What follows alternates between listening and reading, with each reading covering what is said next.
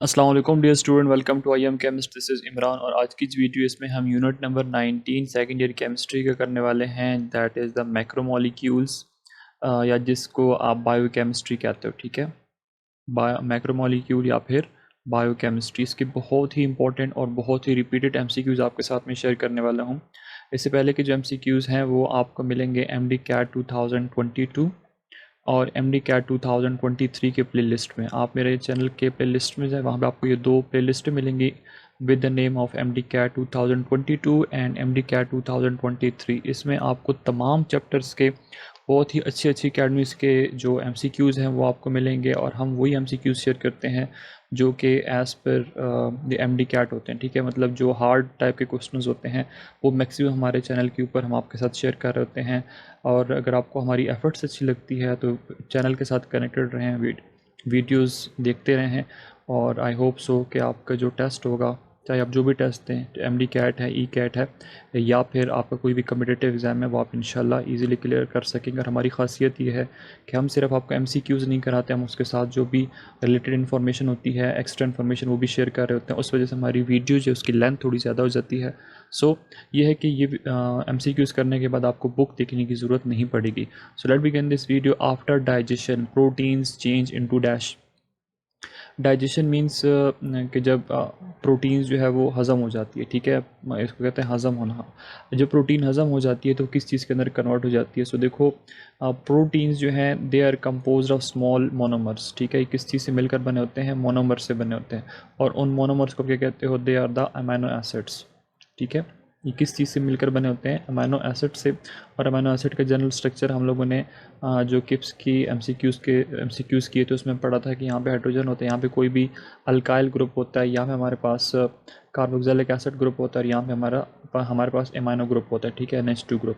तो ये acidic group है और ये हमारे पास बेसिक ग्रुप है। तो अमीनो एसिड जो होते हैं एज अ होल एम्फोटेरिक होते हैं, एसिड भी एक्ट कर सकते हैं और बेस भी एक्ट कर सकते हैं। सो प्रोटीन्स जो हैं they are composed of small units called monomer. और प्रोटीन क्या है? Protein is a polymer. Protein क्या है? Protein is a polymer. जैसे आपको मैं अक्सर एग्जांपल्स देता हूँ जो मेरे रेगुलर सब्सक्राइबर है, कि जैसे फॉर एग्जांपल हम लोगों ने दीवार बनानी है। ठीक है, वॉल जो होती है ना, वॉल दीवार, तो उसमें हम क्या करते हैं, छोटी छोटी ब्रिक्स जो हैं वो मिलाते हैं और उससे एक बड़ी सी दीवार बन जाती है। ये छोटे छोटे ब्रिक्स जो हैं ये हमारे पास क्या हैं? These are the small units. और स्मॉल यूनिट्स को हम क्या कहते हैं? मोनोमर्स। अब मोनोमर जब कंबाइन होंगे तो बड़ी सी वॉल बन जाएगी, दीवार बन जाएगी। This wall is known as polymer.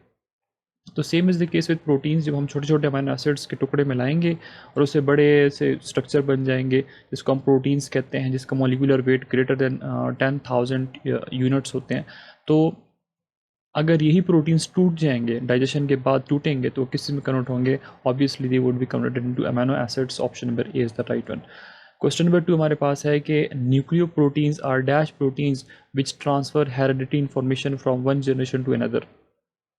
अब न्यूक्लियो प्रोटीन्स जो है, न्यूक्लियो निकला हुआ न्यूक्लियस से। ठीक है, मतलब these are present in the nucleus, these proteins are present in the nucleus. और इनका जो बेसिक पर्पज़ ये है कि ये जो हेरिडिटी मटेरियल होती है, ठीक है, वो एक जनरेशन से, मतलब पेरेंट्स से ऑफस्प्रिंग के अंदर क्या कर रहे होते हैं? कन्वर्ट कर रहे होते हैं हेरिडिटी कैरेक्टरिस्टिक या इन्फॉर्मेशन। तो ऐसे जो प्रोटीन्स हैं ये हमारे पास कहाँ से बिलोंग करते हैं?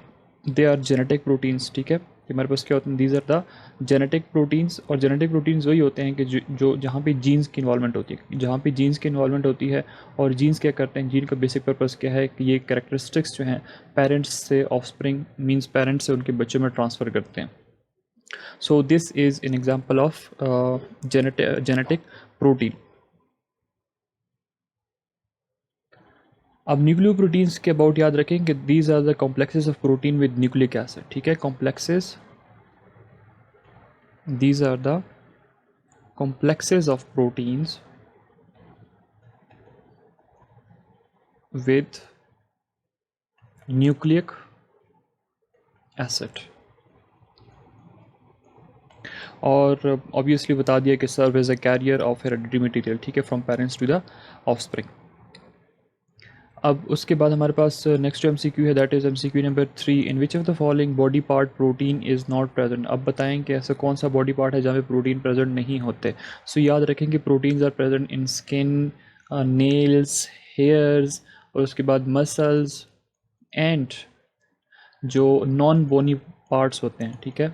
नॉन बोनी पार्ट्स मीन जहाँ पे बोन्स नहीं है, तो ऐसे पार्ट्स के अंदर क्या होते हैं, प्रोटीन्स जो हैं वो प्रेजेंट होते हैं। तो यहाँ पे जो ऑप्शन बनेगा that is option number D, bones. Bones के अंदर प्रोटीन्स नहीं होते। नेक्स्ट हमारे पास क्या है, MCQ number 4, protein is a polymer of dash. अभी आपको बता दिया कि प्रोटीन्स किस चीज़ से मिलकर बने होते हैं, स्मॉल यूनिट्स कौन सी होती हैं, अमाइनो एसिड स्ट्रक्चर भी आपको बता दिया। सो ऑप्शन नंबर डी जो है, this one is the option number B, sorry, amino acid is the right option. Question number 5 हमसे क्या पूछ रहा है कि globulins proteins upon hydrolysis yields amino acids are their derivative, so they belongs to which type of protein. तो globulin जो है, इसमें जो डेफिनेशन लिखी हुई है यहाँ पे, protein upon hydrolysis yield amino acid, ठीक है। अगर आपके पास प्रोटीन्स है, आप उसको वाटर के साथ रिएक्ट करा लेते हो। हाइड्रोलाइसिस का क्या मतलब है, हाइड्रो मीन्स वाटर और लाइसिस मीन्स ब्रेकेज, ये तोड़ देना, क्लीवेज कर देना। तो वाटर की प्रेजेंस में अगर आप प्रोटीन को तोड़ते हो और उससे हमारे पास क्या बन जाते हैं, उसके अपनी मोनोमर्स दोबारा से बन जाते हैं अमाइनो एसिड्स और उसके डेरिवेटिव बन जाते हैं। सो अब ये जो है इस टाइप के जो प्रोटीन्स है ग्लोबुलिन, ये कौन सी क्लास से बिलोंग करते हैं, यही हमसे पूछ रहा है। सो याद रखें कि ग्लोबुलिन जो है that is insoluble in water, लेकिन अगर हम इसकी सॉल्युबिलिटी देखते हैं, सो सॉल्ट के अंदर, डाइल्यूट सॉल्ट अगर हमारे पास है तो उसके अंदर ये प्रेजेंट होता है। और दूसरा, ये एनिमल के अंदर भी this is found in animals, जैसे आपके पास है लैक्टोग्लोबुलिन, ठीक है, लैक्टो, ये एल है, लैक्टोग्लोबुलिन, ठीक है। अब लैक्टोग्लोबुलिन जो है it is found in muscles, और इसी तरह ये जो है क्या कहते हैं ग्लोबुलिन, ये हमारे पास प्लांट्स के अंदर भी पाया जाता है। और उसके बाद बाकी के जो ऐसे हैं, ये वैसे बिलोंग कहाँ से करता है, सिंपल प्रोटीन से, ये तो बताना भूल गया। ऑप्शन नंबर डी यहाँ पे राइट ऑप्शन है कि सिंपल प्रोटीन्स वो होते हैं कि जिसके आप हाइड्रोलाइसिस कर लेते हो, वो कन्वर्ट हो जाते हैं अमाइनो एसिड्स के अंदर या फिर उनके डेरिवेटिव्स के अंदर। अब एल्बुमिन हो गया, ग्लोबुलिन, एल्बुमिन, ठीक है, और उसके पास ग्लोबुलिन और लेग्यूमिन और कोलिजन, ये हमारे पास क्या हैं, दीज फोर, एक तीन ये हो गए और एक ग्लोबुलिन, ये हमारे पास क्या हैं, दीज आर द क्या कहते हैं उसको, simple proteins, these are the simple proteins. तो अगर आपके पास पेपर के अंदर ग्लोबुलिन की जगह पे ये भी आ जाते हैं, एल्बुमिन्स हो गया, लेग्यूमिन हो गया, कोलिजन आ गया, तो आप इस कैपेबल होंगे कि आपको ये पता होगा कि ये कौन से प्रोटीन से बिलोंग करते हैं। तो लेग्यूमिन और कोलिजन के अबाउट आपने पढ़ा होगा कि हमारे पास कहाँ पाए जाते हैं, these are present in the connective tissues, ठीक है, in across the whole body. जितनी भी कनेक्टिव टिश्यूज़ होते हैं जो कनेक्ट कर रहे होते हैं, तो वहाँ पे क्या होता है, लेग्यूमिन्स और कोलिजन्स जो कि सिंपल प्रोटीन्स है वो प्रेजेंट होते हैं। और दूसरी बात, सिंपल प्रोटीन्स के अबाउट याद रखें कि सबसे ज़्यादा एबंडेंट होते हैं, ठीक है, सबसे ज़्यादा एबंडेंट होते हैं, बहुत ज़्यादा। पूरे अगर बॉडी प्रोटीन्स को देखा जाए तो उसमें से 25 to 35% हमारे पास कौन से प्रोटीन्स होते हैं, these are the simple proteins. अच्छा जी, नेक्स्ट हमारे पास MCQ नंबर कौन सा आ गया, 6 आ गया, yes. Regular coiling and twisting of polypeptide chain caused by hydrogen bonding in between NH and CO occur। अब देखें ये CO कहाँ से आता है, CO आता है कार्बोक्सिलिक एसिड ग्रुप से। NH कहाँ से आता है, NH आता है एमाइनो ग्रुप से, जो आपको मैंने यहाँ पे पहले MCQ के अंदर बता दिया, ये एमाइनो ग्रुप और ये कार्बोक्सिलिक एसिड ग्रुप। अब इनकी बीच में क्या बन जाती है, हाइड्रोजन बॉन्डिंग बन जाती है। और हाइड्रोजन बॉन्डिंग क्या है कि जब आपके पास ऑक्सीजन है, फ्लोरीन है, नाइट्रोजन है, जो कि बहुत ज़्यादा इलेक्ट्रोनेगेटिव एटम है, इसको जब near by electron deficient hydrogen नज़र आता है, प्रोटॉन नज़र आता है, तो उसके साथ क्या कर लेते हैं, अपने लॉन पेयर को यूज़ करके इस तरह की बॉन्डिंग बना लेते हैं, जिसको आप डॉटेड लाइन के साथ रिप्रेजेंट करते हो और उसको आप क्या कहते हो, हाइड्रोजन बॉन्ड। तो यहाँ पर भी यही होता है प्रोटीन्स के केस में कि जो होती है, इनके रेगुलर कॉइलिंग होती है और ट्विस्टिंग, मतलब पॉलीपेप्टाइड जो है वो कॉइल कर जाते हैं और ट्विस्टिंग शो कर रहे होते हैं। और उसकी वजह क्या होती है कि वो हाइड्रोजन बॉन्ड होता है इन बिटवीन नाइट्रोजन और कार्बन ऑक्सीजन, जो कार्बोक्सिलिक एसिड ग्रुप है, तो उसकी वजह से हमारे पास जो स्ट्रक्चर एराइज होगा that would be the secondary structure. So option number B हमारे पास क्या है, यहाँ पे राइट ऑप्शन है। अच्छा जी, नेक्स्ट हमारे पास MCQ नंबर 7 है कि the substance which reduces the activity of enzyme. अब एंजाइम का फंक्शन क्या है, एंजाइम जो है these are the biological catalyst, हमारे पास क्या है, these are the biological catalyst, biological means कि ह्यूमन बॉडी के अंदर या फिर मतलब within the living organism से काम करते हैं, वैसे हम इसको क्या कहते हैं, कैटलिस्ट कहते हैं। जब भी केमिकल रिएक्शन के अंदर आप ऐड करोगे तो उसको कैटलिस्ट ऐड कर कहते हो, लेकिन बायोलॉजिकल रिएक्शंस के अंदर अगर ये काम करते हैं, और इनका काम क्या होता है कि ये किसी भी बायोलॉजिकल रिएक्शन को स्पीड अप कर देते हैं, इन केस ऑफ एंजाइम, और केमिकल रिएक्शन के केस में कैटलिस्ट। तो अब वो पूछ रहा है कि अगर हमारे पास कोई ऐसी सब्सटेंस है जो कि एंजाइम की एक्टिविटी को रिड्यूस करता है, कम करता है, तो उसको क्या कहते हो, that is known as inhibitors. Option number D हमारे पास यहाँ पे करेक्ट है, जो एंजाइम की एक्टिविटी को डिक्रीज कर देते हैं, कम कर देते हैं। नंबर 8 हमारे पास है कि which enzyme is raised in rickets. अब रिकेट्स क्या हैं, ये हमारे पास बोन्स की बीमारी है, ठीक है, बोन्स की बीमारी है, तो कौन सा एंजाइम है जिसकी कॉन्सेंट्रेशन हमारी बॉडी के अंदर बहुत ज़्यादा हो जाती है, सो that is alkaline phosphatase. So option number ए हमारे पास क्या है, राइट ऑप्शन है। LDH1 ये जो हमारे पास है that is lactic D hydrogenase, ये भी हमारे पास क्या है, एंजाइम है, और जब ये हमारी बॉडी के अंदर ज़्यादा हो जाता है तो हमारी बॉडी को हार्ट डिजीज़ जो हैं उसके चांसेस ज़्यादा होते हैं, ठीक है। जब लैक्टिक डी हाइड्रोजिनेज है, जिसको आप LDH1 कहते हो, इसकी कॉन्सेंट्रेशन बॉडी के अंदर ज़्यादा हो जाती है तो हमें हार्ट डिजीज़ होने के चांसेस ज़्यादा होते हैं। यहाँ पे जो राइट ऑप्शन बनेगा that is alkaline phosphatase. Alkaline phosphatase जब बॉडी के अंदर ज़्यादा होगा तो हमें रैकेट्स हो सकती है, और इसके साथ एक और बीमारी भी होती है, जॉन्डिस जिसको कहते हैं, ऑब्स्ट्रक्शन जॉन्डिस।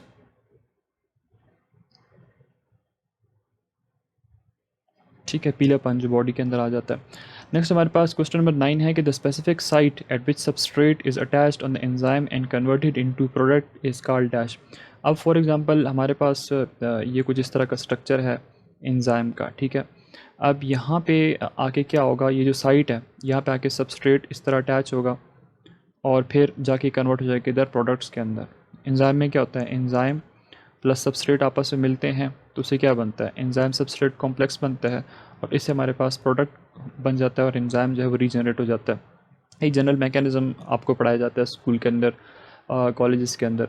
तो अब एंजाइम और सबस्ट्रेट किस जगह पे आके आपस में एक दूसरे के साथ मिलते हैं, so that is the active sites. Option B हमारे पास यहाँ पे करेक्ट है कि ये जो साइट आपको नज़र आ रही है जहाँ पे सबस्ट्रेट अटैच होता है, सो that is the active site. Number 10 हमारे पास है सबस्ट्रेट और जब एंजाइम जहाँ पे अटैच हो रहे हैं ना, सो that is the active site. Number 10 हमारे पास है कि which of the following is produce by heating of bones. Bones heat करने से आपके पास गेलेटिन जो है इसकी फॉर्मेशन होती है, ये प्रोड्यूस होता है। इस ऑप्शन नंबर ए जो है that is the right option. ठीक है, ये बोन्स हो गए, और बोन्स के अलावा हमारे पास जो स्किन है, स्किन होगा या टेंडोन्स हो गए, इनको अगर आप हीट करते हो तो हीट करने के साथ साथ इनसे क्या बनता है, प्रोटीन्स, गैलेटिन। नेक्स्ट हमारे पास 11 है, अच्छा गैलेटिन को हम यूज़ कहाँ पे करते हैं, बेकरी प्रोडक्ट्स के अंदर, बेकरी प्रोडक्ट्स में यूज़ करते हैं mainly. Casein is used in manufacturing of dash. अब कैसीन एक और प्रोटीन्स है that is used in manufacturing off button and buckles. Option number ए हमारे पास राइट ऑप्शन है। जो प्रीवियस पेपर्स थे उनके अंदर ये MCQ जो था मौजूद था। 12 हमारे पास है कि dash enzyme catalyzes the conversion of hexoses to six phosphate derivative. अब इसमें ऐसा कौन सा एंजाइम है जिसकी प्रॉपर्टी होती है कि हेक्सोजेज जो होते हैं, हेक्सोजेज मीन्स जिसके अंदर 6 कार्बन होते हैं, लाइक ग्लूकोज है C6H12 और O6। इसी तरह हमारे पास फ्रुक्टोज़ है, फ्रुक्टोज़ क्या है, उसमें भी क्या होता है, C6H12, ये दोनों एक दूसरे क्या होते हैं, मोनोमर्स होते हैं। तो ये हेक्सोजिस को 6-फॉस्फेटेज डेरिवेटिव के अंदर कन्वर्ट करने के लिए जो एंजाइम रिक्वायर्ड होता है that is hexokinase. Option number ए हमारे पास यहाँ पे करेक्ट है। और अगर सिर्फ ग्लूकोज के लिए है तो फिर वो ग्लूकेनेज होगा, ठीक है, ऑप्शन नंबर बी के अंदर सिर्फ ग्लूकोज। अदरवाइज़ ये जो एज अ हेक्सोज अगर हम बात करते हैं, 6 कार्बन कंटेनिंग जो क्या कहते हैं कार्बोहाइड्रेट्स होते हैं, उनको कन्वर्ट करने के लिए हेक्सोकाइनेज रिक्वायर्ड होता है। नंबर 13 हमारे पास है urease is present in dash. अब यूरेज किस के अंदर प्रेजेंट होता है, that is present in yeast. So option number ए हमारे पास राइट ऑप्शन है। यीस्ट क्या है, दिस इज़ माइक्रो ऑर्गेनिज्म, ठीक है, माइक्रो ऑर्गेनिज्म। आप लोगों ने कहाँ पे पढ़ा हुआ है इसको, अगर आप रिकॉल करते हो तो इसको आप लोग पढ़ते हो फर्मेंटेशन प्रोसेस के अंदर, ठीक है। फर्मेंटेशन प्रोसेस के अंदर जो आप लोग पढ़ रहे थे ना, मोलोसिस, C6H12 H22 और O11 ना, C11 H22 O11 ये कन्वर्ट कर जाता है C6H12 और O6, और इस तरह C6H12 और O6, मतलब एक ग्लूकोज और दूसरा फ्रुक्टोज के अंदर। फिर ग्लूकोज जो है C6H12O6 से फिर कन्वर्ट हो जाता है इथाइल अल्कोहल के अंदर C2H5 और OH कार्बन डाइऑक्साइड यहाँ से रिलीज़ हो जाती है। तो ये क्या है, this is a fermentation process anyways, just this was just for your information कि ये जो प्रोसेस है ये यीस्ट की प्रेजेंस में हो रहा होता है, ठीक है। यहाँ पे हम एंजाइम ऐड कर देते हैं और ये यीस्ट की प्रेजेंस में हो रहा होता है। अब यीस्ट से क्या निकलता है, यूरेज। नंबर 14 हमारे पास है कोगुलेटेड प्रोटीन इज डैश। अब कोगुलेटेड प्रोटीन्स कौन से होते हैं, these are non functional proteins. Option number C जो है that is the right option.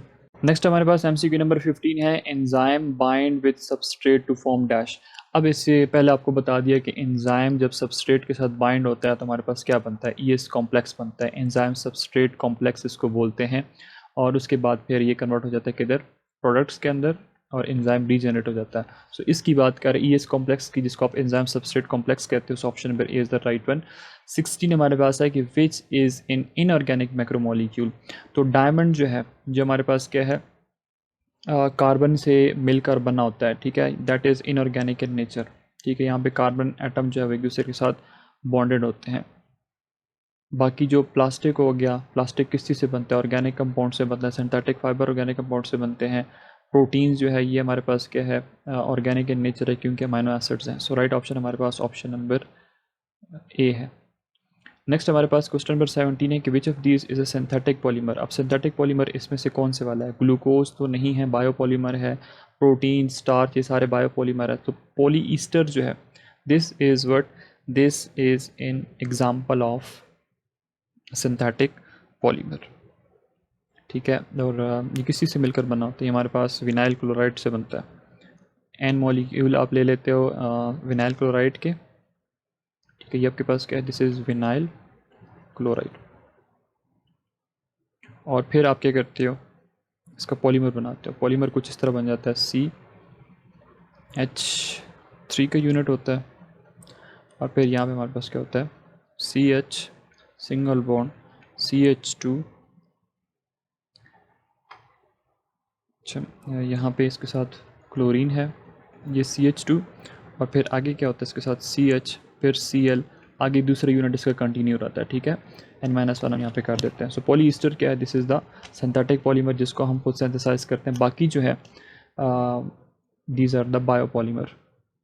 Next हमारे पास है number 18, most abundant macromolecule on earth is. Macromolecule ये सारे मैक्रोमोलिक्यूल हैं, प्रोटीन्स है, लिपिड्स है, कार्बोहाइड्रेट्स है, न्यूक्लिक एसिड है, लेकिन सबसे ज़्यादा पाया जाने वाला, एबंडेंट मीन सबसे ज़्यादा पाया जाने वाला कौन सा होता है, these are the carbohydrates. Option number B is the right one. Next हमारे पास MCQ नंबर 19 है कि which of the following is addition polymer. अब इसमें से एडिशन पॉलीमर कौन से वाला है, तो यहाँ पे जो राइट ऑप्शन बनेगा दैट इज़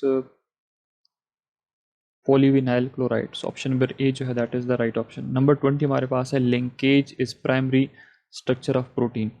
प्राइमरी स्ट्रक्चर के अंदर कौन सी लिंकेज होती है, that is the peptide linkage. Option number ए हमारे पास क्या है, this is the right option. और लिंकेज किस तरह बनाते हैं, इसको अगर हम बनाना चाहें तो बना सकते हैं। ये जनरल स्ट्रक्चर होता है किसी इसका, अमाइनो एसिड का। यहाँ पे हमारे पास होता है कार्बोक्सिलिक एसिड ग्रुप, जिसको आप ऐसे लिखते हो। यहाँ पे हमारे पास एमाइनो ग्रुप होता है, जिसको आप ऐसे लिखते हो। यहाँ पे कोई भी अल्काइल ग्रुप होता है, यहाँ पे H ग्रुप होता है। दूसरा मॉलिक्यूल हम लिख देते हैं, मैं प्लस लगा लेते हैं। दूसरा मॉलिक्यूल है ये R, यहाँ पे H, ये सीरियल बॉन्ड O, और यहाँ पे क्या हो जाएगा O, और ये H। अब इसमें होता क्या है कि यहाँ से H, यहाँ से H, और यहाँ से OH, ये निकल के क्या बना लेंगे, they will form water molecule. और पीछे जो यूनिट्स हैं ये आपस में मिल जाएंगे, ठीक है। इसको आप ऐसे कर लें, सीरियल बॉन्ड O, ये बॉन्ड किसके साथ लग जाएगा, इधर नाइट्रोजन के साथ लग जाएगा। नाइट्रोजन के ऊपर H है, बाकी मॉलिक्यूल आप जो है वो सारा के सारा ऐसे लिख दो, single bond not double bond. फिर हमारे पास कार्बन बॉन्ड O, और ये इस तरह यहाँ पे H, इस कार्बन के साथ यहाँ पे अल्काइल ग्रुप है, यहाँ पे हाइड्रोजन है, यहाँ पे अमाइनो ग्रुप है। तो अब ये जो बीच में जो लिंकेज बन गई है, कार्बन और नाइट्रोजन के बीच में जो लिंकेज बन रही है, इसको क्या कहते हो, that is the peptide linkage. हमारे पास क्या होती है, peptide linkage. Means option number ए जो है that is the right option.